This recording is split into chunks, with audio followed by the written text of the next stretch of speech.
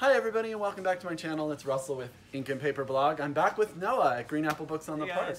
He's back to recommend some more books for your TBR, which he likes to do. And as always, he's going to be adding to that translated fiction pile. That's what I do. Which we all know we're all totally into. So thanks for being back again. Yeah, thanks for having me again. Thanks for all of your wonderful comments. People are really appreciating everything you're bringing to the table. That's so really thank sweet. you. Yeah, I think the BookTube comments are probably the nicest places on YouTube. You all are really friendly, so thank you. And you can always follow Noah on Twitter. I'll put his link down below, and you can see what he's up to when he's not recommending books on my channel. I'm mostly tweeting about books on my own Twitter. Which is why we follow Twitter, right, guys? Yeah. So we're going to have 5 books here that Noah is going to recommend, and what are we going to start with? All right, we're going to start with The End of Eddy. This one came out last year, but it's brand new in paperback.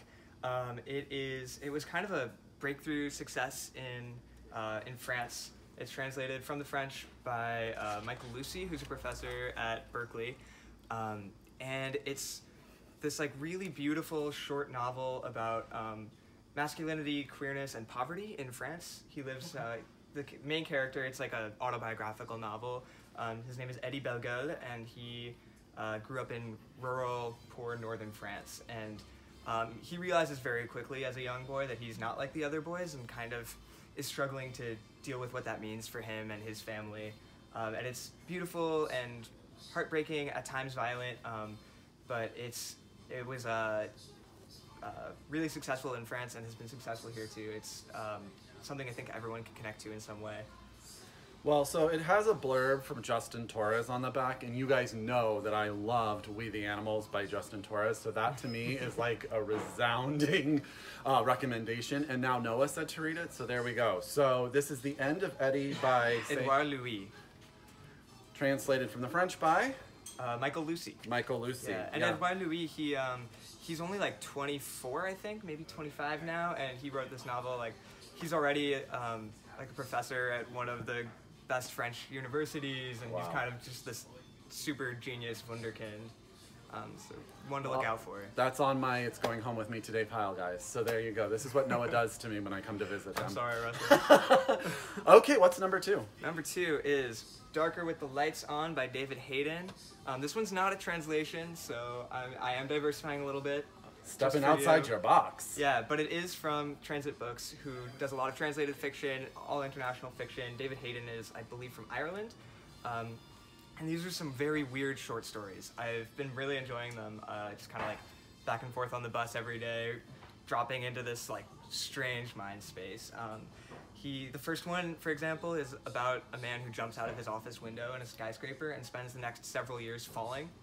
Oh, interesting. Yeah, it's just like kind of hard to wrap your mind around it, and like you spend the entire length of each story just kind of trying to figure out like what exactly is going on or isn't going on. It's very like dreamlike, but there's still these like really banal qualities that he grounds the stories in. Like, so in that story, it's only a few pages long, but it does take the time to like explain how he evacuates his bowels. Oh, interesting. So there's a reality to the fantasy of it all as well. That's kind of hard to figure out what's what. This is a tough cover, guys, so let me know if you can. If you can't see it, I'll link the title down below. But that is Darker with the Lights On by David Hayden. Transit Books is a local publisher to the Bay Area, so you know we love to sponsor them and get them some recognition. So I'm so excited about the next book because the cover is gorgeous, you guys. So all right, yeah. Pearls on a Branch, Oral Tales from Lebanon by Najla Khoury, and translated from the Arabic by Inea Bouchnak. Just look at this cover, just for a minute. Just for a minute. It's really cool. This is from Archipelago Books in Brooklyn, and they do an amazing job with all of their covers. It's like you can always spot an Archipelago book on the shelf because they all have these really nice textured paper with the French flaps and a piece of art in the middle.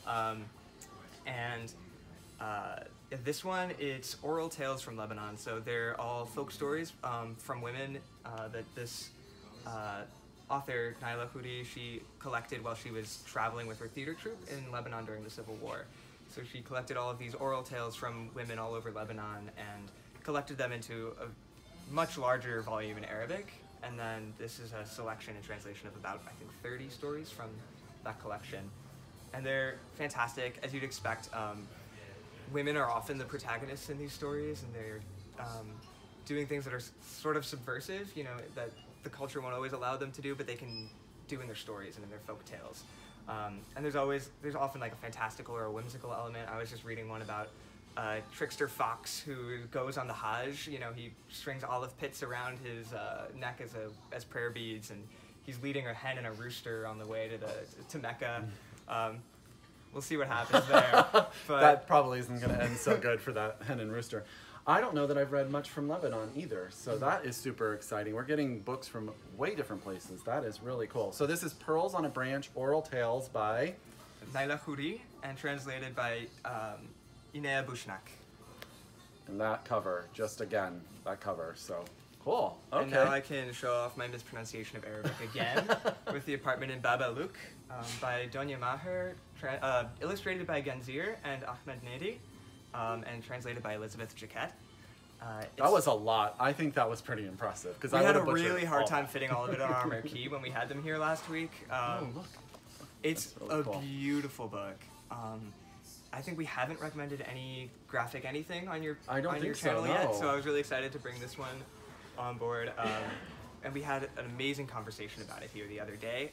Lissy Jaquette, the translator, and the illustrator Ganzeer were here to introduced the book, and they just had this fascinating conversation about collaboration and translation, because graphic novel is always a collaborative art, especially when you have an illustrator who's not the writer. Yeah.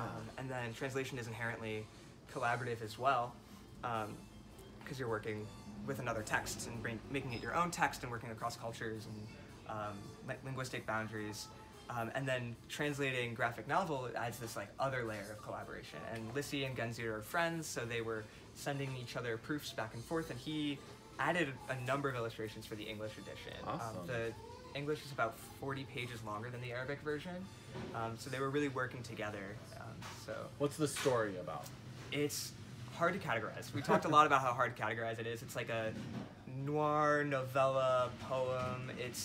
It takes place in an apartment in Babel Ook, which is a neighborhood in Cairo, and it's sort of about the view from the apartment and within the apartment, and there's this sort of sinister, insidious element that builds through the story, and then it sort of climaxes, and then the illustration changes. There's a different illustrator for the last 10 pages or so of the book, and it sort of becomes like a investigatory, like crime comic. Oh wow, that sounds awesome. I'm gonna hold it up there, and I will definitely link the title and the authors and everything below so you guys can get it. But yeah, that sounds really, really good. And this one, it's by Darf Publishers, which is based in the UK. I think they're not distributing a whole lot in the US, so you can get it here and not many other places. Okay, so check out greenapplebooks.com. They're linked down below, as you guys know, if you're interested in a copy of that. Last but not least, sir. Finally, John wanted me to talk about this one because we're talking about translation. If you like conversations about translation, this is the book. It's Sympathy for the Traitor by Mark Polizzotti. The title comes from an Italian cliche that says traditore traditore, which means translator traitor. It rhymes better in Italian, obviously, because everything rhymes in Italian. But yeah, it's sort of a manifesto about translation and how we talk about translation. Polizzotti is a very established translator. Among others, he's translated Modiano, who is a Nobel Prize winning author from France. And he talks really well. It's like a very good introduction and like kind of survey for translation studies. And a lot of people will sort of pick one metaphor and stick with it. Like translation is, I'm trying to think of any of the metaphors. It's performance, so it's like a musician, for example, interpreting a score, but he kind of introduces all the metaphors and doesn't like fall down on any side of the issue, but sort of letting you decide how you feel about it. So a nonfiction book about translation. I think that fits right into Noah's wheelhouse, don't you think? That's who we know him to be. I'm going to try to do something else next time. No, I love it because I don't do a lot of translated fiction, so it gets them a lot of new titles. So that's Sympathy for the Traitor by Mark Polizzotti. Pretty cool. As always, Noah, thank you so much for being here. Thank you, Russell, and thank you guys for watching. You know, he's a big favorite. Next month we'll actually be at the other Green Apple book, so we won't see Noah next month. So As always, down below is the link. You guys can get 10% off, 99-cent shipping in the United States. And if you come in and see Noah and mention his video, he'll also give you 10% off. I will. So as always, happy reading, guys, and see you next time. Bye. Thanks, bye.